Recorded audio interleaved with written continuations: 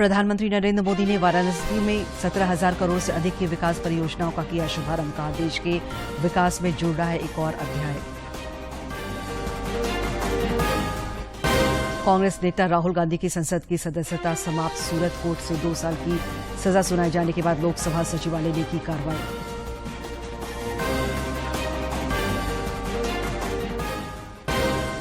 राज्य भर में सरहुल के धूम रांची में आयोजित महोत्सव में राज्यपाल सीपी राधाकृष्णन और मुख्यमंत्री हेमंत सोरेन भी हुए शामिल।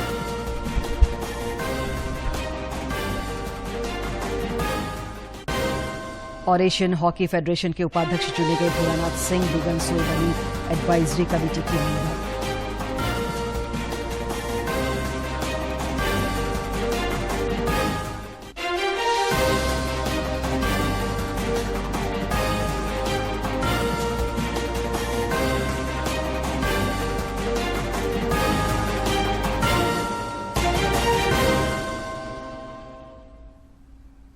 नमस्कार, खबरें झारखंड में आपका स्वागत है। मैं हूं दिव्या और अब समाचार विस्तार से। प्रधानमंत्री नरेंद्र मोदी ने आज उत्तर प्रदेश के वाराणसी में 1,780 करोड़ के विभिन्न विकास परियोजनाओं का शिलान्यास किया। इस दौरान प्रधानमंत्री ने कहा कि आज देश के विकास में एक और अध्याय जुड़ रहा है। उन्होंने कहा कि काशी के विकास की चर्चा देश ही नहीं दुनिया में हो रही है।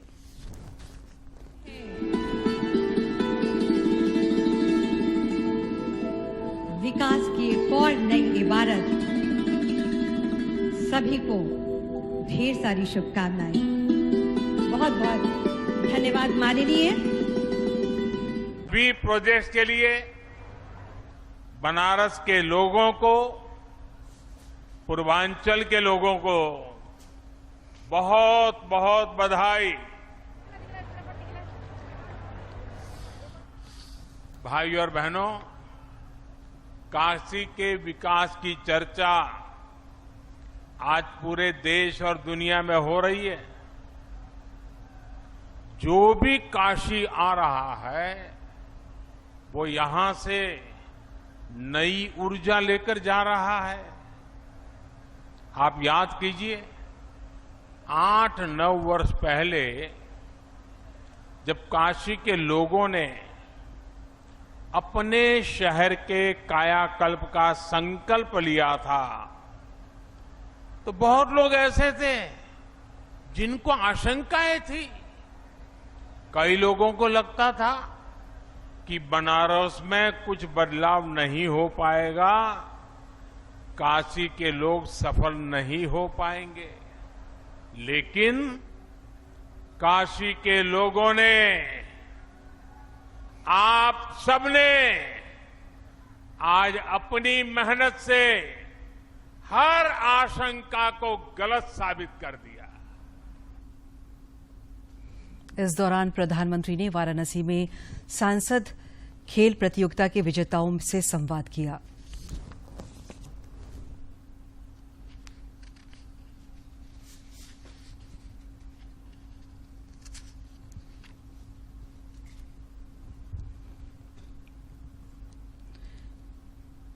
स्लो हो गया था, टिप्पी नीचे था।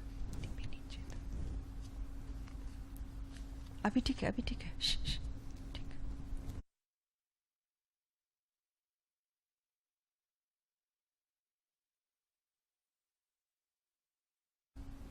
कांग्रेस नेता राहुल गांधी की संसद सदस्यता आज समाप्त कर दी गई। वे केरल के वायनाड से लोकसभा सदस्य थे। लोकसभा सचिवालय ने पत्र जारी कर इस बात की जानकारी दी। मानहानि केस में सूरत की कोर्ट ने कल उन्हें 2 साल की सजा सुनाई थी। झटका कांग्रेस को एक बड़ा झटका। मानहानि मामले में जो संसद सदस्यता है वो उनकी रद्द कर दी गई है। लोकसभा सदस्यता राहुल गांधी की सदस्यता रद्द किए जाने पर कांग्रेस के राष्ट्रीय अध्यक्ष मल्लिकार्जुन खड़गे ने कड़ी नाराजगी जताई है। उन्होंने कहा कि लोकतांत्रिक मर्यादाओं की रक्षा करने वाले और जनता की आवाज उठाने वाले का मुंह बंद करने के लिए यह कार्रवाई की गई है। संविधान के तहत और उसकी रक्षा के लिए और जनता के हकूक के लिए लड़ने वालों का मुंह बंद करने के लिए उनको सदन से बाहर डाला गया है। केंद्रीय मंत्री भूपेंद्र यादव ने कहा कि राहुल गांधी की सदस्यता रद्द करने का फैसला विधि सम्मत है। एविडेंस रखने का, अपना पक्ष रखने का, अपने डिफेंस के विषय को रखने का जब निर्णय आया तो कांग्रेस के नेता उस निर्णय के ऊपर अपशब्द कर रहे हैं, न्यायालय के ऊपर अपशब्द कर रहे हैं, न्यायिक प्रक्रिया पे अपशब्द कर रहे हैं। इस देश में न्यायिक प्रक्रिया के अनुसार शासन चलता है और जो सर्वोच्च न्यायालय ने डिस्क्वालिफिकेशन का जो निर्णय दिया है उसके अनुरूप जो जैसा अन्य जनप्रतिनिधियों के साथ कार्रवाई हुई है उचित दिशा में, उसी दिशा में कार्रवाई हुई है। मेरा अब भी ये मानना है कि ओबीसी समाज के अपमान पे, ओबीसी समाज को अपशब्द कहने पे कांग्रेस को ही राहुल गांधी जी के साथ माफी मांगनी चाहिए और ये स्वीकार करना चाहिए कि सूचना एवं प्रसारण मंत्री अनुराग ठाकुर ने भी राहुल गांधी के खिलाफ की गई कार्रवाई को न्याय संगत बताया है। दिल्ली में प्रेस कॉन्फ्रेंस आयोजित कर उन्होंने कहा कि कांग्रेस का न्याय प्रक्रिया पर सवाल उठाना जायज नहीं है। उनके साथ साथ वायनाड के लोगों को भी इससे छुटकारा मिल पाया। इतने लंबे समय से जो लोकसभा के सदस्य हों, न कभी अमेठी के लिए 5 वर्षों में एक सवाल पूछ पाए 2009 से 14 तक, और इतने वर्षों में मात्र 21 डिबेट्स में भाग लेना तो अपने आप में दिखाता है कि वर्ष उतने हो गए लेकिन उतनी डिबेट्स में पार्टिसिपेट नहीं किया।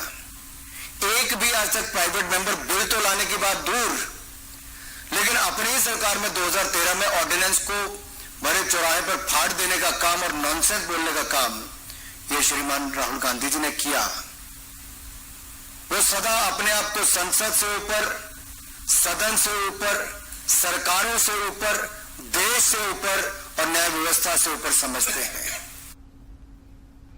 इधर भाजपा के प्रदेश अध्यक्ष और सांसद दीपक प्रकाश ने भी राहुल गांधी के खिलाफ की गई कार्रवाई को जायज ठहराया है। का सम्मान करना देश के हर नागरिकों का पुनीत कर्तव्य है, लेकिन कांग्रेस न्यायालय के निर्णय को मानते नहीं, न्यायालय के निर्णय पर टिप्पणी करते हैं। इससे दुखद पहलू और क्या हो सकता है। और राहुल गांधी पर जो कोर्ट ने फैसला दिया वो पिछड़े समाज को अपमानित करने का काम किया था। इस बीच विधायक प्रदीप यादव ने राहुल गांधी की संसद सदस्यता रद्द किए जाने पर रोष व्यक्त किया है। उन्होंने कहा कि इस तरह की कार्रवाई लोकतंत्र के विरुद्ध है। अगर एक ही व्यक्ति है जो सच कह करके ईमानदारी पूर्वक निर्भीक होकर के हमारे विरुद्ध खड़ा है, हम इस व्यक्ति को कैसे दबाएं? और एक साजिश के तहत उन्हें सजा दिलाई गई है और साजिश के तहत उनकी सदस्यता समाप्त की है, लेकिन इसका जनता माकूल जवाब देगी और हमें लगता है कि इसका उत्तर उन्हें भारतीय जनता पार्टी को, शीर्षस्थ नेताओं को जनता इसका माकूल जवाब देगी। कांग्रेस सदन से सड़क तक इसकी लड़ाई लड़ेगी। संसद के दोनों सदनों में कांग्रेस नेता राहुल गांधी की भारतीय लोकतंत्र पर की गई टिप्पणी और अदानी समूह के मुद्दे पर संयुक्त संसदीय समिति की जांच की विपक्षों की मांग को लेकर गतिरोध लगातार 9वें दिन जारी रहा। हंगामे के कारण दोनों सदनों की कार्यवाही बाधित हुई।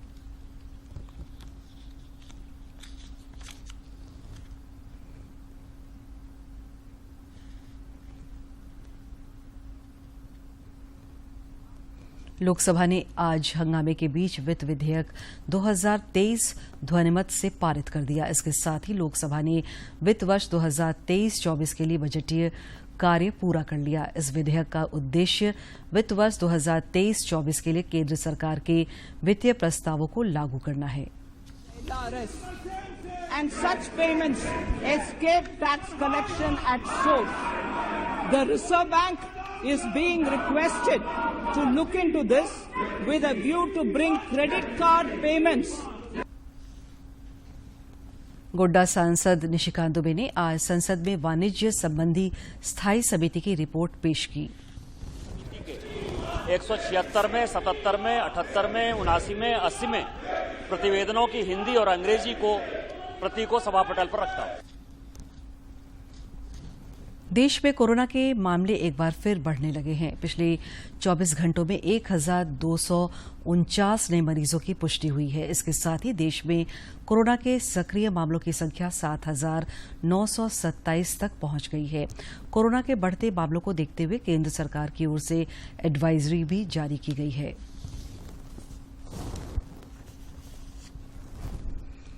दुमका के इंडोर स्टेडियम में आज भाजपा की प्रमंडल स्तरीय संगठनात्मक बैठक आयोजित की गई। इस बैठक को भाजपा विधायक दल के नेता बाबूलाल मरांडी और प्रदेश महामंत्री करमवीर सिंह ने संबोधित किया।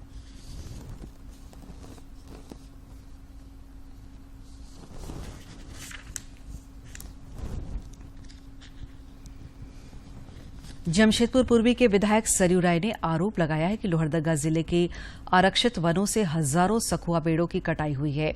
उन्होंने यह भी कहा कि यह चोरी वन अधिकारियों और एक लकड़ी व्यवसायी की मिलीभगत से की गई है। उन्होंने सवालिया लहजे में कहा कि आरक्षित वन में 100 से अधिक साल पेड़ों की कटाई के लिए परमिट कैसे मिला। राजधानी रांची समेत राज्यभर में आज प्रकृति पर्व सरहुल मनाया जा रहा है। रांची में सरहुल को लेकर सुबह से ही लोगों में उत्साह और उमंग देखा जा रहा है। रांची में चारों तरफ सरहुल की धूम है। इस सिलसिले में निकाली गई पारंपरिक शोभा यात्रा में लोगों का उत्साह देखते ही बन रहा था। शोभा यात्रा के दौरान झारखंडी परंपरा और संस्कृति के साथ साथ जनजातीय जीवन दर्शन की भी झलक देखने को मिली। शहर की सड़कों पर लय, स्वर और ताल के साथ साथ सरहुली गीत गूंज रहे थे।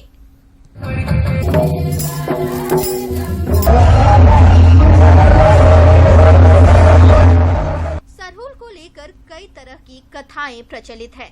सरहुल का सीधा मतलब प्रकृति की पूजा करना है। इसमें प्रकृति के सारे जीव जंतुओं की सुख समृद्धि निहित है। और हम लोग चैत के तृतीया में यहाँ सरना स्थल पर दो घड़ा चढ़ाते थे, उसमें पानी भर के रखते थे। उसको जब शाम को रखते थे और सुबह को जब देखते थे कि घड़ा में पानी कितना कम बेसी हुआ, उसी से पता लगाते थे। अगर दोनों घड़ा में पानी अगर पूरा बराबर भरा हुआ हो तो हम लोग यही आशा करते थे, हमारा मेघ देवता सृष्टिकर्ता से कि हमारा इस साल का बारिश का मौसम अच्छा होगा और सबको खुशहाल रखेगा। सरहुल के दौरान आदिवासी समुदाय के लोगों ने सखुआ पेड़ की भी विशेष पूजा अर्चना की। 22 पढ़ा समाज के युवा नेता अजीत तिर्की की माने तो आदिवासियों का जीवन सखुआ वृक्ष पर बहुत ज्यादा निर्भर है। यही कारण है कि इसकी विशेष पूजा की जाती है। साल का जो पेड़ है उसको जन्म से लेकर मरण तक पूजा करते हैं और शादी ब्याह और उसी से पता चलता है पूरे हमारे संस्कृति का जो पर्व सरहुल पर जो नया वर्ष की हम लोग शुरुआत करते हैं। सरहुल मनाने वालों में फूलखोसी का भी विशेष महत्व है। इस दौरान सखुआ फूल से अपने इष्ट की पूजा की जाती है और बाद में गांव का पाहन सखुआ फूल लेकर घर घर जाता है और फूलखोसी करता है। जो पूजा करने के बाद में ना हर घर में मतलब इसको हम लोग का जो पाहन है ना हर घर में हम लोग का घर में जा करके मतलब कि बांटता है। और इस फूल झोंकता है ना तो इस फूल जो जैसा जो इस फूल का ये टहनी है ना ऐसे ही मतलब कि हम लोग का जो धान बोते हैं ना तो वो ऐसे ही टहनी जैसा मतलब कि होता है। सरहुल सिर्फ आदिवासियों का त्योहार नहीं है बल्कि यह झारखंड का गौरव भी है।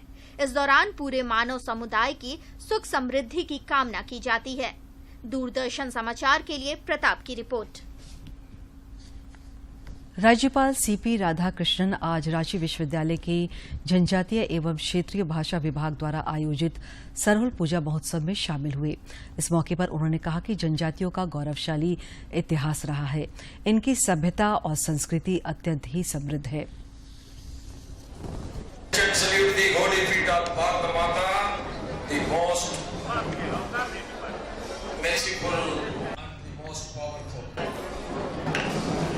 Today, the dignitaries on the dais,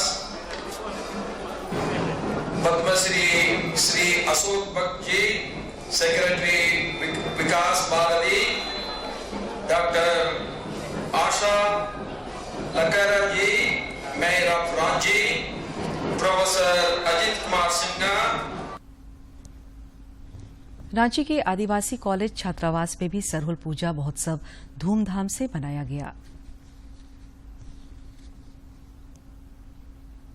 Ranchi के आदिवासी कॉलेज छात्रावास में सरहुल के मौके पर मुख्यमंत्री हेमंत सोरेन ने वाहन के साथ पूजा अर्चना की और राज्य की खुशहाली की कामना की। इस मौके पर उन्होंने कहा कि राज्य सरकार ने धार्मिक स्थलों को संरक्षित करने की पहल शुरू की है। पर आपको ढेर सारी शुभकामनाएं भी देता हूं और जैसे कि आप सबको मालूम है कि ये आदिवासी हॉस्टल में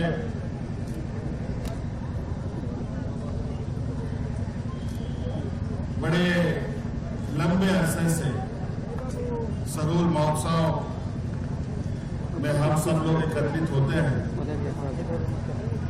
और क्योंकि ये हम लोग का प्रांगण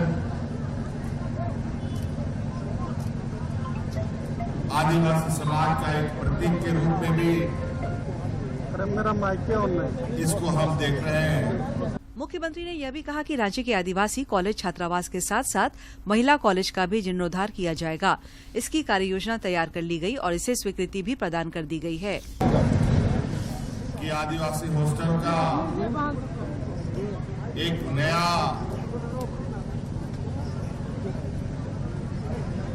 और भव्य तरीके से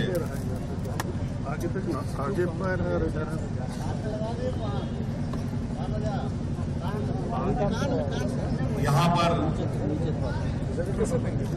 इस हॉस्टल का कायाकल्प होना है। इसको लेकर के कार्ययोजना बन के तैयार हो गई, उसकी स्वीकृति भी हो गई है। यहाँ पर 500 बच्चों को हमारे नौजवान जो बाहर से पढ़ने आते हैं उनके लिए भव्य मल्टी स्टोरेज छात्रावास बनेगा और महिलाओं के लिए भी, लड़कियों के लिए भी खूबसूरत भव्य मल्टी स्टोरेज हॉस्टल का भी निर्माण हम लोगों ने करने का निर्णय लिया है। मुख्यमंत्री ने कार्यक्रम के दौरान मानदर बजाकर अपनी खुशी का इजहार किया और राज्यवासियों को सरहुल की शुभकामनाएं दी। मुख्यमंत्री हेमंत सोरेन ने रांची के सीरमटोली स्थित सरना स्थल पर भी सरहुल महापर्व को लेकर पूजा अर्चना की।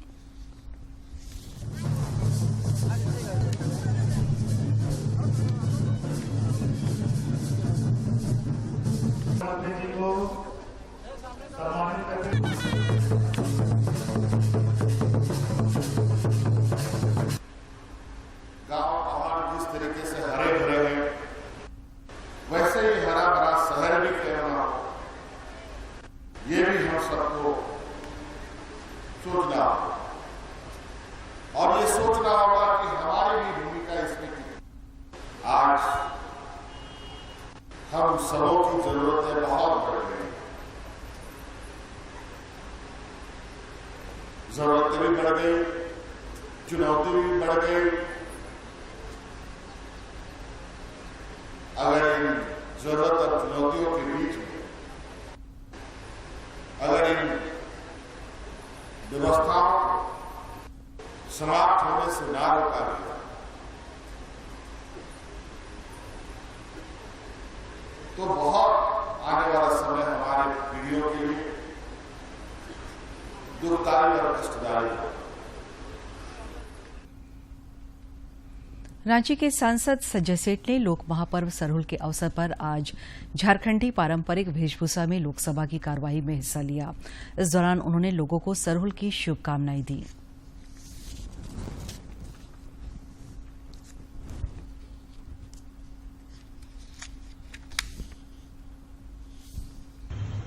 जोहार। सरहुल के पावन अवसर पर आप सब भैया बहनों को ढेर सारी शुभकामनाएं। जे नाची से बाची। आइए इस प्रकृति पर्व पर हम झूमते हुए प्रकृति का आनंद लेते हुए सरहुल का पर्व मनाएं। मैं अभी लोकसभा में सत्र में हूं, मैं रांची में उपस्थित नहीं हो पा रहा हूं, लेकिन मेरा दिल रांची में है। आप सब भैया बहनों को ढेर सारी शुभकामनाएं। जोहार। चैत्र नवरात्र का आज तीसरा दिन है। नवरात्रि के सिलसिले में मां चंद्रघंटा स्वरूप की पूजा अर्चना की जा रही है। आध्यात्मिक शक्ति मिलती है। मां चंद्रघंटा के हाथों में तलवार, त्रिशूल, धनुष व गदा धारण करती हैं। मां के माथे पर घंटी के आकार में अर्ध चंद्र विराजमान है। सुबह से ही मंदिरों में भक्तों का तांता लगा हुआ है।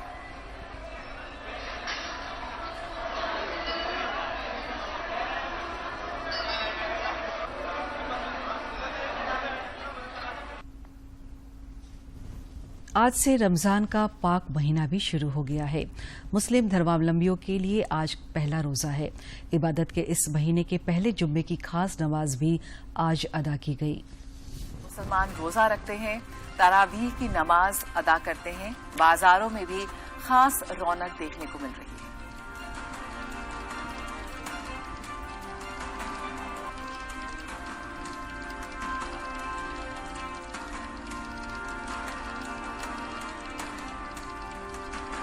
बाजारों में रमजान के महीने पर रौनक दिखाई दे रही है। आप देख सकते हैं किस तरह से बाजार सजे हुए हैं रमजान के लिए। दक्षिण कोरिया गणराज्य के मुंगयोंग शहर में एशियन हॉकी महासंघ के चुनाव में हॉकी झारखंड के अध्यक्ष सह हॉकी इंडिया के महासचिव भोलानाथ सिंह उपाध्यक्ष के पद पर निर्विरोध निर्वाचित हुए हैं। साथ ही उन्हें एशिया महाद्वीप का उभरता हुआ खेल प्रशासक एशिया महादेश अवार्ड से भी सम्मानित किया गया है। भोलानाथ को यह अवार्ड विश्व हॉकी महासंघ के अध्यक्ष तैयब इकराम और एशियन हॉकी महासंघ के अध्यक्ष फुमियो ओगुरा ने दिया। इनके अलावा झारखंड की बिगन सोए एशियन हॉकी फेडरेशन की एडवाइजरी समिति की सदस्य बनाई गई हैं। एएचएफ और कांग्रेस में झारखंड के सिमडेगा की बेटी अंतर्राष्ट्रीय महिला हॉकी खिलाड़ी सलीमा टेटे को amazing player of the year Asia महादेश का अवार्ड से सम्मानित किया गया। और अब कुछ खबर राज्य के विभिन्न जिलों से।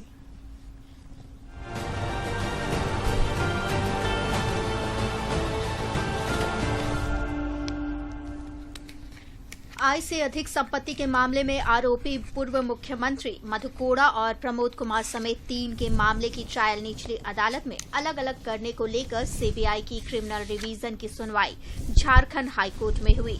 इस मामले की अगली सुनवाई 25 अप्रैल को होगी। एक लंबे समय के बाद पलामू में एक फुल लेंथ फीचर फिल्म की शूटिंग हो रही है। इस फिल्म का नाम में ही बताया गया है। फिल्म के निर्देशक दीपक शाह हैं। उन्होंने बताया कि यह एक आध्यात्मिक बायोपिक है। पिछले 15 दिनों से पलामू और लातेहार के विभिन्न लोकेशन में फिल्म की शूटिंग चल रही है। बिहार की जमुई पुलिस ने एसएसबी के साथ ज्वाइंट सर्च ऑपरेशन चलाकर गिरिडीह और जमुई के हार्डकोर नक्सली सुनील मरांडी को गिरफ्तार किया है। जानकारी के अनुसार जमुई पुलिस ने सुनील मरांडी को 2 दिन पहले गिरफ्तार किया है, लेकिन अभी तक आधिकारिक तौर पर इस बारे में कुछ भी नहीं कहा जा रहा है। राज्य भर के प्रखंडों में 25 से 29 मार्च के बीच 1 दिवसीय स्वास्थ्य मेला लगेगा। स्वास्थ्य मेले में केंद्र और राज्य सरकार की योजनाओं व कार्यक्रमों की जानकारी दी जाएगी। साथ ही लोगों का इलाज भी किया जाएगा। राज्य में यह पहली बार हो रहा है जब सभी 263 प्रखंडों में खास बीमारी वाले इलाकों की पहचान कर मेला लगाया जा रहा है। राज्य के 9 जिलों में 12 अप्रैल से मीजल्स रूबेला का टीका लगेगा। इसमें साहिबगंज, दुमका, देवघर, जामताड़ा, गोड्डा, पाकुड़, गिरिडीह, धनबाद और कोडरमा जिले शामिल हैं। नोडल पदाधिकारी डॉक्टर अनिल कुमार ने बताया कि मीजल्स रूबेला कार्यक्रम की शुरुआत 12 अप्रैल से सभी प्रभावित 9 जिलों में अभियान के रूप में होगी। महावीर जयंती के उपलक्ष्य में 2 अप्रैल कॉनेज इंटरनेशनल ट्रेड ऑर्गेनाइजेशन की महिला शाखा संपूर्ण भारतवर्ष के 65 चैप्टर्स की ओर से अहिंसा रन का एक भव्य आयोजन करेगा। योजना में भारतवर्ष ही नहीं बल्कि विश्व भर के 23 देश जीतो के 65 चैप्टर्स एक साथ एक ही समय पर मैराथन स्टार्ट करेंगे। भारत से इस आयोजन को गिनीज वर्ल्ड रिकॉर्ड के लिए रजिस्टर कराया गया है। बोकारो जिले में कल कस्तूरबा अंतर विद्यालय संगम का आयोजन किया जाएगा। इस सिलसिले में जिले की उप विकास आयुक्त कीर्ति श्री जी ने एक बैठक की और तैयारियों की समीक्षा की। बोकारो जिले में विश्व यक्ष्मा दिवस के उपलक्ष्य में जागरूकता रैली निकाली गई। रैली को अपर मुख्य चिकित्सा पदाधिकारी डॉक्टर एच.के. मिश्रा और जिला यक्ष्मा पदाधिकारी डॉक्टर एस.एस. जफरुल्लाह द्वारा झंडी दिखाकर रवाना किया गया। इस दौरान सभी स्वास्थ्य कर्मियों को टीबी मुक्त भारत के लिए शपथ भी दिलाई गई। कोडरमा जिले में जिला यक्ष्मा पदाधिकारी डॉक्टर रमन कुमार की अध्यक्षता में जिला स्वास्थ्य समिति सभागार में विश्व यक्ष्मा दिवस मनाया गया। इस अवसर पर सदर अस्पताल के चिकित्सा पदाधिकारी डॉक्टर गोविंद प्रसाद समेत कई चिकित्सक शामिल हुए। चिकित्सकों ने यक्ष्मा बीमारी से संबंधित जानकारी दी। रेलवे ने परिचालन के तकनीकी कारणों की वजह से कल हटिया से प्रस्थान करने वाली ट्रेन संख्या 08042 Hatia Chennai central one way special train के गंतव्य स्टेशन में परिवर्तन किया है। अब यह ट्रेन चेन्नई सेंट्रल स्टेशन के स्थान पर चेन्नई एग्मोर स्टेशन जाएगी।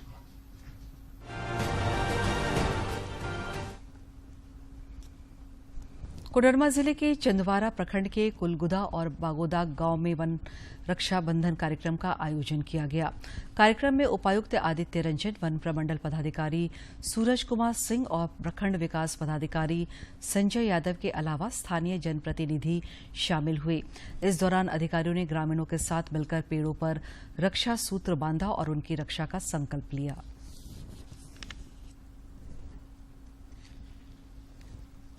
प्रधानमंत्री नरेंद्र मोदी इस महीने की 26 तारीख को मन की बात कार्यक्रम के जरिए देशवासियों के साथ अपने विचार साझा करेंगे।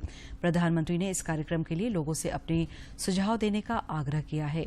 सुझावों को टोल फ्री नंबर 1800-117800 पर मिस कॉल देकर रिकॉर्ड कराया जा सकता है। माई गॉव फोरम या नमो ऐप पर भी लोग अपने सुझाव दे सकते हैं। रहता है इंतजार, ब्रह्मपुत्र के घाट से हिमालय के विस्तार तक होती है मन की बात प्रधानमंत्री के साथ। तो सुनिए इस महीने 26 मार्च सुबह 11 बजे मन की बात आकाशवाणी और दूरदर्शन के सभी चैनलों पर। मन की बात के प्रादेशिक भाषाओं में अनुवाद का पुनः प्रसारण आप सुन सकते हैं रात 8 बजे आकाशवाणी और दूरदर्शन के सभी प्रादेशिक चैनलों पर। तो याद रखें 26 मार्च सुबह 11 बजे मन की बात। राजधानी रांची समेत राज्य के अधिकांश इलाकों में 30 मार्च तक बारिश होने का पूर्वानुमान व्यक्त किया गया है। मौसम विज्ञान केंद्र रांची ने कहा है कि इस दौरान हल्के से मध्यम दर्जे की बारिश हो सकती है।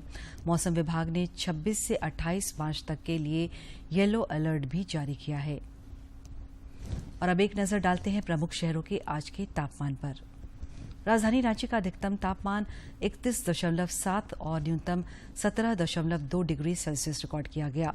जमशेदपुर का अधिकतम तापमान 35.2 और न्यूनतम 18 तथा डाल्टनगंज का अधिकतम तापमान 34.8 और न्यूनतम तापमान 18.4 डिग्री सेल्सियस रिकॉर्ड किया गया।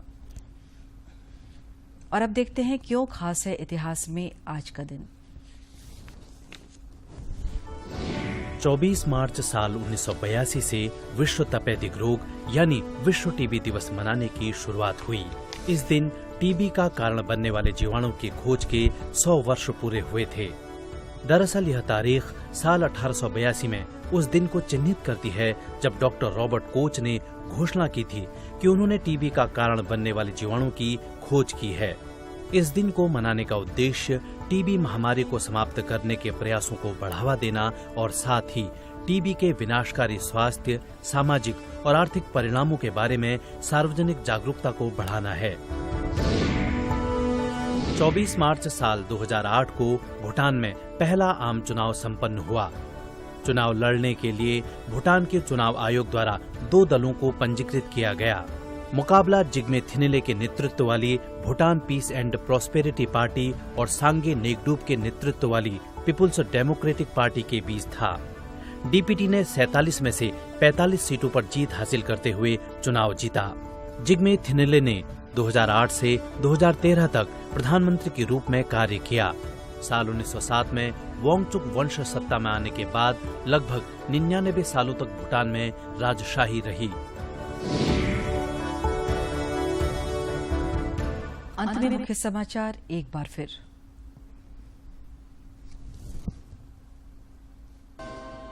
प्रधानमंत्री नरेंद्र मोदी ने वाराणसी में 17,000 करोड़ से अधिक की विकास परियोजनाओं का किया शुभारंभ। कहा, देश के विकास में जुड़ रहा है एक और अध्याय।